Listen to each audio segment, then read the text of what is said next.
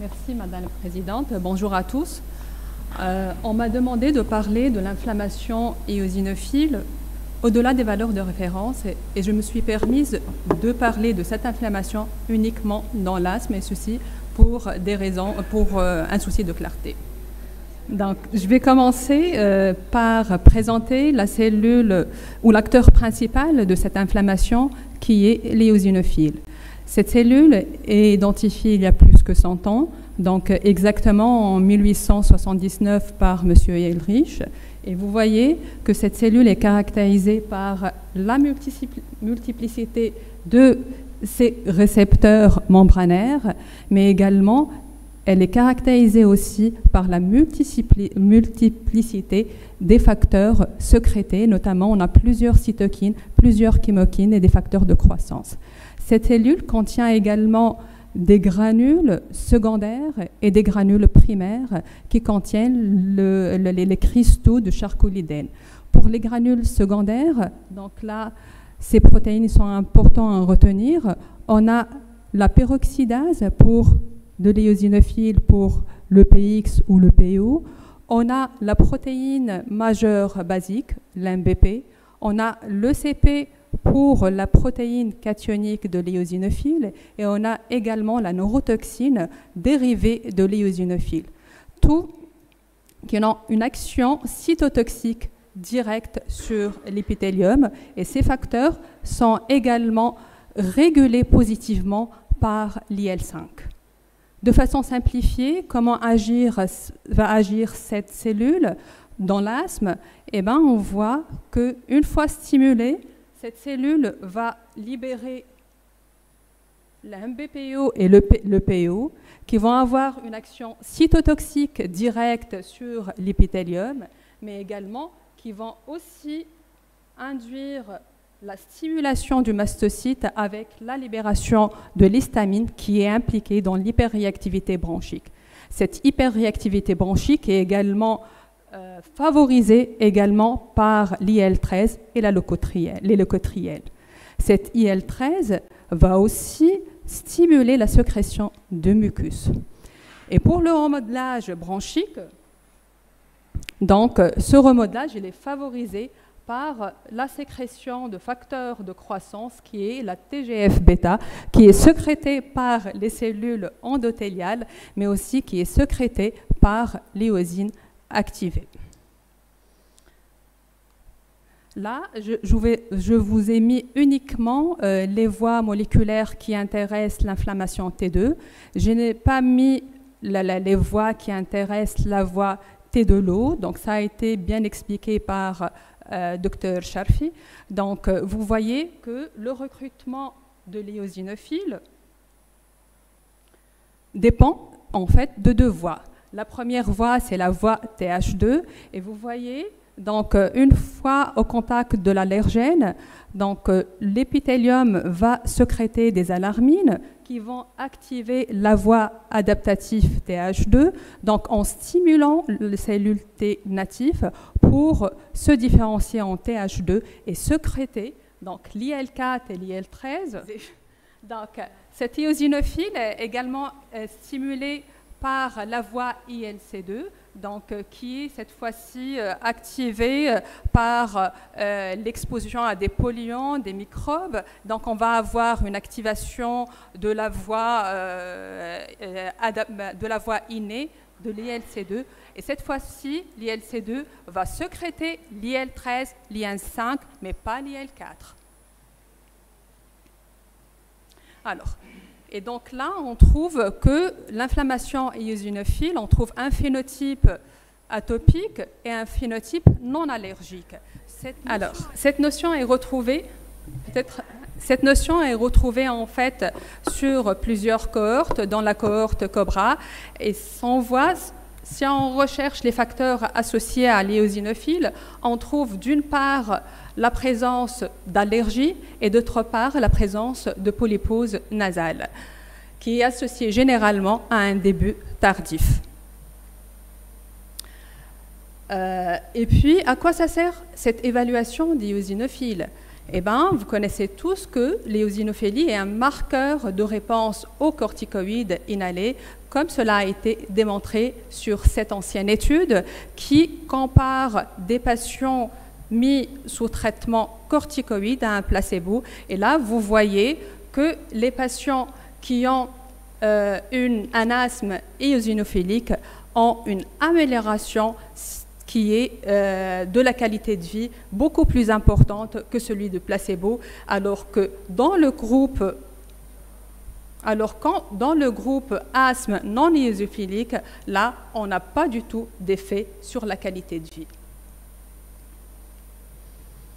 Alors, si on va un peu plus loin et si on regarde un peu le remodelage bronchique, on constate sur cette ancienne étude que le remodelage bronchique est plus important chez les patients qui ont un asthme sévère, mais surtout si on voit, on compare avec asthme éosinophilique et asthme non éosinophilique, on voit que c'est essentiellement lié au taux plus important d'éosinophiles, et ceci est retrouvé également sur une étude un peu plus récente et qui montre cette corrélation donc positive, quel que soit le niveau de sévérité de la maladie asthmatique. Donc, l'éosinophilie et le contrôle de l'asthme, je pense que ça nous intéresse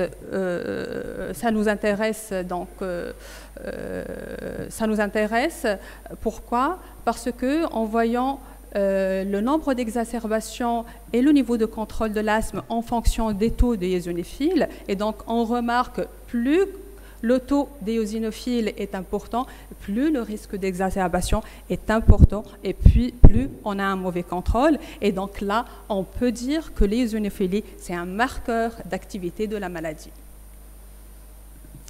Là aussi, vous connaissez tous que l'éosinophile est un marqueur de réponse au traitement anti-T2. Ça a été dit par Dr Sharfi. Et vous voyez là, sur la courbe, la première courbe, l'effet du benziluzumab sur la réponse chez les patients asthmatiques et par rapport au placebo. Vous voyez qu'on a une réponse meilleure qui augmente avec le taux d'éosinophilie. Et donc, vous voyez que les courbes s'écartent donc avec l'augmentation du taux des éosinophiles.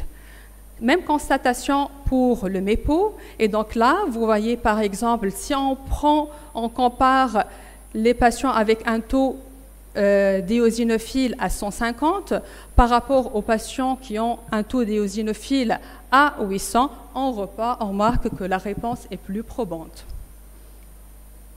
Alors, si on conclut, on peut dire que cette évaluation est intéressante pour identifier les phénotypes d'asthme, pour identifier également l'activité de la maladie, pour définir des patients éligibles à une biothérapie. Mais par contre, cette évaluation est entravée dans notre pratique courante par l'absence de méthodes de mesure simples, fiables et reproductibles à la fois. Donc, initialement, cette éosinophilie a été identifiée par des biopsies bronchiques et au cours des lavages broncho-alvéolaires, et l'endoscopie bronchique était considérée comme un gold standard. Mais vous savez tous également que cette endoscopie c'est un moyen qui est invasif et c'est un moyen qui est pénible pour les patients, d'où est apparue la nécessité d'utiliser des moyens moins invasifs. Et là, on a l'expectoration induite qui constitue actuellement la mesure de référence pour l'éosinophilie bronchique. C'est un moyen qui est simple, quoique longue. Donc, c'est une méthode qui est bien standardisée avec un seuil à 3%, mais vous savez tous que cette éosinophilie n'est pas toujours accessible, elle est utilisée essentiellement dans les essais cliniques. La mesure du NO est également une alternative intéressante, c'est une alternative non invasive et simple, et puis on vient à la numération formule sanguine, qui est l'examen le plus fréquemment utilisé. C'est un examen qui est rapide, qui est utilisé, qu'on peut faire à n'importe quel laboratoire avec un résultat dans l'heure qui suit. Et puis, il y a aussi certains biomarqueurs qui ont été utilisés dans l'évaluation de l'inflammation éosinophilique, et on va y revenir. Alors, que dit le GINA sur ces biomarqueurs de l'inflammation? Eh bien, le GINA souligne l'importance de cette évaluation de type T2 donc, dans le traitement de l'asthme sévère. Donc, en avançant des critères pour retenir cette inflammation T2, et donc avec un seuil à 150 cellules, donc à 150 éosinophiles, et donc là, j'ouvre la parenthèse pour dire ces seuils en fait de 150, ce sont des seuils pragmatiques. Ils ne reflètent pas réellement la clinique, mais ce sont des seuils qui ont été utilisés pour définir les patients éligibles à la biothérapie, donc pour aider les médecins. Et d'ailleurs, 150, pourquoi 150 et non pas 300? Donc 300, le seuil de 300 a été utilisé initialement dans les essais cliniques. L'autre critère avancé, c'est la mesure du NO, donc avec un taux supérieur à égal 20 ppb, ou bien la présence d'éosinophiles dans l'expectoration induite avec un seuil supérieur ou égal à 2%, ou bien un phénotype allergique. Et là, le GINA insiste sur le fait de répéter l'énumération formule sanguine ou bien la mesure du NO au moins 3 fois, donc, et ceci essentiellement en dehors de la prise ou à distance de la prise des corticoïdes. Et si on ne peut pas arrêter les corticoïdes, donc à la dose minimale de corticothérapie. Alors, éosinophilie sanguine ou bronchique, c'est une question qui a fait couler beaucoup d'encre.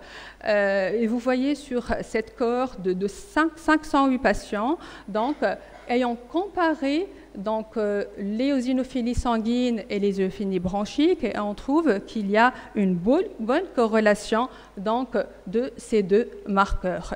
Et si on voit un peu les courbes ROC, on voit que en valeur absolue, une éosinophilie supérieure à 220 donc, peut également identifier une éosinophilie bronchique supérieure à 300 avec une sensibilité de 70% et une spécificité de 70%. Alors que une éosinophilie bronchique, donc on a un seuil plutôt, en pourcentage, il faut un pourcentage de 3% pour l'éosinophilie sanguine pour identifier cette éosinophilie bronchique avec une sensibilité de 75% et une spécificité de 73%. Et donc, je pense quand même que cet examen a une sensibilité et une spécificité acceptable pour identifier cette inflammation T2. Dans le même sens, donc, on trouve cette méta-analyse, mais cette fois-ci, elle a comparé plusieurs examens, donc dans le FNO, dans la mesure du NO, dans la mesure de la numération formule sanguine, le dosage des IgE, le dosage de l'ECP, et là, les auteurs ont conclu que la mesure du NO, les éosinophiles sanguins et les IgE donc, ont une précision diagnostique modérée avec des faux positifs et des faux négatifs, et ils ont conclu que la mesure des éosinophiles dans l'expectoration reste la méthode de référence et la meilleure méthode, mais par contre, la numération sanguine, du fait de sa simplicité, c'est un examen de routine, peut également être un outil intéressant pour l'évaluation de l'éosinophile. Mais vous savez tous que the easy way is not always the best. Pourquoi? Parce qu'en partie, vous savez aussi que cet éosinophile c'est une cellule très labile, et donc c'est une cellule qui varie beaucoup en fonction du ectémère, en fonction de la prise de corticothérapie, en fonction aussi de la saisonnalité. Et vous voyez bien sur cette étude américaine de 219 patients ayant analysé l'énumération formule sanguine sur 5 ans, vous voyez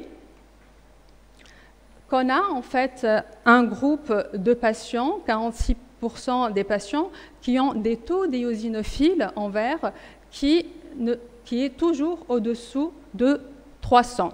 Et on a également 6%, donc seulement 6% des patients qui ont toujours également des taux supérieurs à 300. Mais par contre, vous voyez donc au milieu qu'on a presque la moitié des patients qui ont des taux d'éosinophiles qui varient tantôt au-dessous, tantôt au-dessus de 300. Et donc là, le message clé, c'est il ne faut pas se suffire à une seule valeur, donc à un seul chiffre, mais il faut savoir répéter cette numération formule sanguine au cours du suivi du patient asthmatique. Là, c'est une étude post-hoc analysant 4 études contrôlées randomisées, donc ayant cherché les différents facteurs pouvant expliquer cette variabilité. Et les auteurs ont identifié que la polypose nasale est associée à une élévation des éosinophiles et que, au contraire, le tabagisme diminue le nombre d'éosinophiles. Ils ont également montré qu'il y a une variabilité saisonnière avec des taux plus élevés en hiver, des variabilités aussi en fonction du taux de l'éosinophiles. Et là, ils ont montré que les taux entre 150 et 300, donc c'est le taux les plus variables, donc les taux les moins stables. Et puis, il faut tenir compte également du délai d'acheminement de la numération formule sanguine. Plus le délai est lent, plus on a plus d'éosinophiles. Là, on voit un peu la répartition des différents patients selon la numération formule sanguine. Et là, on voit que la majorité de nos patients donc, ont une éosinophilie inférieure à 200, donc on reste toujours dans des taux normaux. Et puis, on constate que en augmentant, lorsque le taux d'éosinophiles augmente, la proportion des patients diminue. Bon, heureusement, elle diminue. Et on voit qu'on n'a que 10% des patients qui ont une éosinophilie supérieure à 500 et seulement 0,3 qui ont une hyperéosinophilie supérieure à 1500, véritable hyperéosinophilie. Et là, je pense ce groupe-là, le chiffre de 1500, où il y a aussi des études qui ont défini des chiffres à 2000, doit attirer notre attention pour chercher d'autres diagnostics différentiels, mais également pour chercher les autres formes rares d'asthme. Et là, c'est une étude, c'est une plaque présentée par Camille Taillé. C'est juste pour vous montrer que même si on a une ésophilie très importante, donc supérieure à 1000, là, on reste, en fait, on trouve que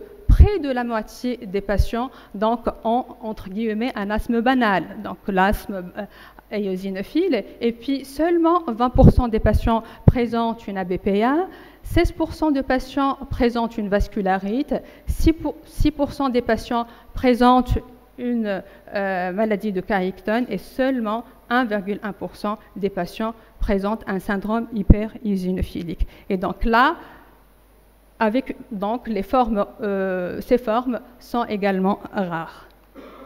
Alors, au-delà des valeurs de référence, en fait, le nombre ne fait pas toujours la maladie. Et cela a été soulevé dans une étude très ancienne à travers l'exemple de 2 frères, l'un qui est très symptomatique et l'autre moins symptomatique, avec une ésophilie différente. Là, c'est pour vous dire qu'on peut avoir un asthme qui est bien contrôlé, peu symptomatique, mais par contre, on a une éosophilie importante. Au contraire, on peut avoir un asthme qui est mal contrôlé, très symptomatique. On a peu d'éosinophiles, surtout si on est sous corticothérapie. Et donc là, je pense, le message clé, qu'il ne faut pas considérer le nombre d'éosinophiles tout seul et qu'il faut l'intégrer dans une approche globale en se basant essentiellement sur la clinique et sur d'autres facteurs. Alors, pourquoi en fait il y a le nombre d'éosinophilie n'est pas toujours corrélé à la clinique? C'est parce qu'il y a des auteurs qui ont montré qu'il n'y a pas réellement de corrélation entre le nombre et l'activité de la cellule. Et c'est surtout la concentration en produit qui est corrélée à cette activité. Et là, plusieurs marqueurs et plusieurs médiateurs ont été identifiés qui sont mieux corrélés à cette activité dans l'EDN qu'on a déjà présenté. Et là, plusieurs études ont montré l'intérêt de l'EDN dans le diagnostic et le suivi de l'asthme chez l'enfant et aussi chez l'adulte. Et ce marqueur a été bien corrélé à la sévérité, au contrôle de la maladie et à la fonction pulmonaire. Et peut-être il reflète mieux le contrôle de la maladie, comme cela a été démontré sur cette étude. Vous voyez là que l'EDN est plus élevé chez les patients non contrôlés comparativement aux asthmatiques contrôlés et comparativement également au placebo. Et si on voit aussi sur la courbe ROC, là en vert c'est la courbe de l'EDN, en bleu c'est celle des éosinophiles sanguins, et vous voyez que l'air sur la courbe pour l'EDN est supérieur à l'air sur la courbe pour les éosinophiles sanguins, et donc là je pense que l'EDN reflète mieux le contrôle et l'activité de la maladie que les éosinophiles sanguins, le nombre d'éosinophiles. Alors, au-delà des valeurs de référence, on a les transcriptomes, tout ce qui est omique.